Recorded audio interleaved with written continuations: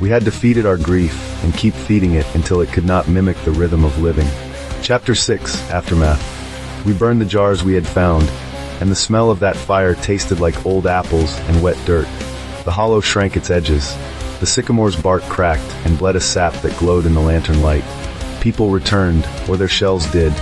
The twins' boy was found 3 days later in a field, looking at the clouds with a patience that had never been his.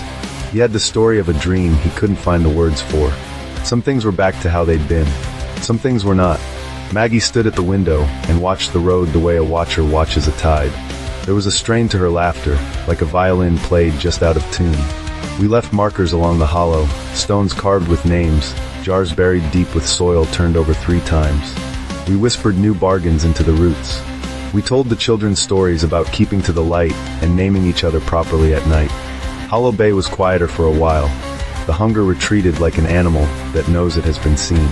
A week later, I found a small scrap of paper in my pocket, one I couldn't remember putting there.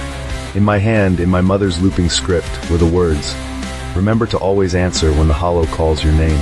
I pressed it to the sycamore and thought, perhaps the world is stitched with habits, some necessary, some dangerous.